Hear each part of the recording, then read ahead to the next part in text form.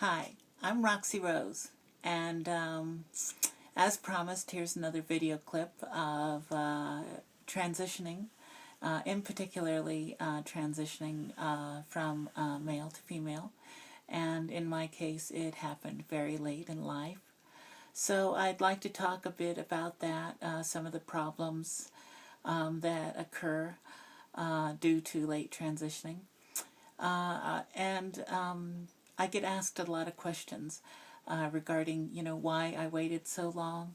And some are very offensive by very small-minded people, just trying to make you feel bad or cause trouble. Some are valid questions, though, and hopefully my video clip will answer some of those. Sometimes I get asked questions like, well, why did you wait so long? Well, that's a very simple question, not too difficult to answer, but seemingly not too difficult to answer, but in my case it's a little bit complicated. And then certainly they want to know why you got married and why you involved children. Sometimes they say that in a very accusatory manner. And then there's even some people that have the gall to suggest, well, you were in the closet for 47 years, Roxy. Why don't you just stay in the closet for 47 more years? But like I said, a lot of those questions are just meant to be offensive and by very small-minded people. So yes, I did transition at age 47. I've been on full-time hormones for 2 years now, so that makes me 49. I've been on full-time hormones and I've been full-time transitioning for 2 years. Although I have to admit, earlier on in life, I did, play around with hormones when I could get them, stealing them from different people's medicine cabinets, mostly in the form of birth control pills, and I certainly don't recommend that because the balances of progesterone and estrogen aren't the same as what you really need when you're transitioning, and they could actually be very difficult for your body to handle in those dosages. So I don't recommend that at all, and by no means am I making these videos as any type of instructional purposes because I have really nothing to go by except my own experiences. So just take it for what it's worth, and I'm just really hoping to give a little hope and help to those people that were in the same situation that I was in or are in. And, I hope to form a bond or a kinship to those people out there, those transitioning people, both male to female and female to male, that, are going through this stage or hope to or have been. I hope as time goes on I could provide a lot of these video clips and hopefully make a lot of friends on the way. So anyways, I tried to record this earlier, and apparently I like to talk a lot, which is kind of funny in itself because I never ever had any eye contact, and I never said more than 2 or 3 words out of my mouth every day, I wouldn't talk to anybody, never looked them in the eye, and people thought I was very mean and unsociable or something like that, and it was very depressing because now and then I'd hear people talk about me and not such a nice way, and I always thought about myself as a nice person that just couldn't talk to people. But it's kind of funny now, I like to talk a lot. So I tried to record this earlier, and oh boy, I think it went over 40 minutes. So obviously that's not downloadable or feasible for YouTube. So I have to break it up into sections, and there's no telling how many sections I'm going to have to break it up into.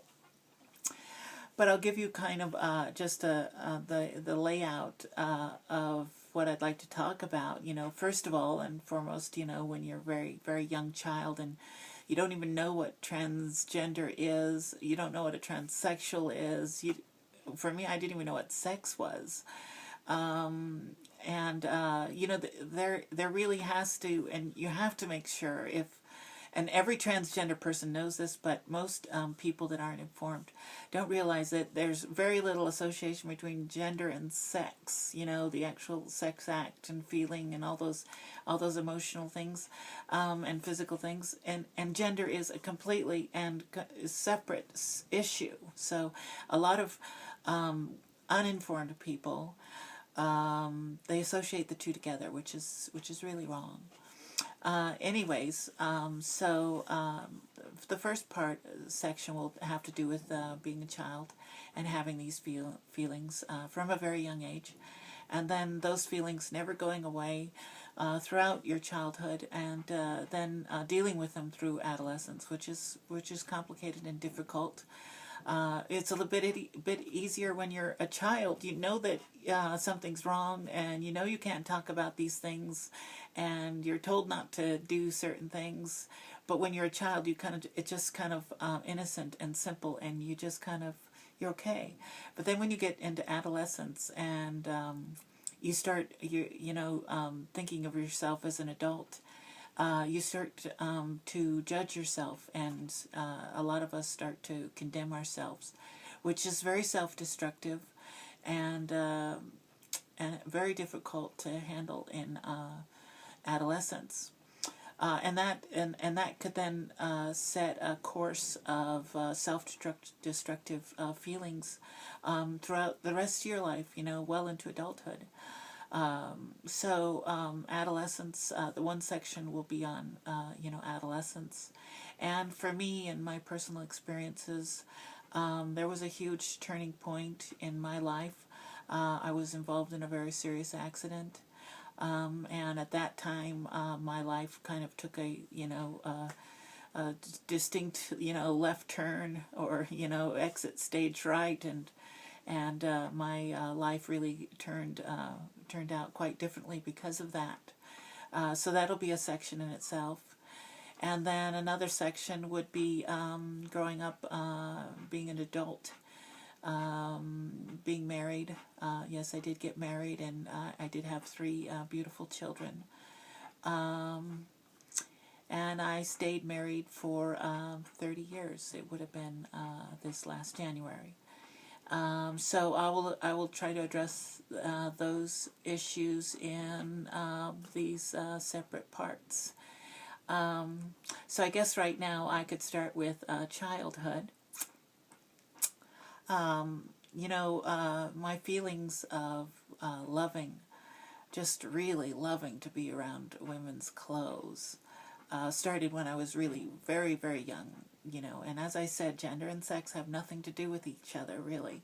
The feeling of being around women's clothes was not sexual at all. I didn't even know what sex was. In fact, I was such a late bloomer. I think I had my first sexual experience around the age of 14.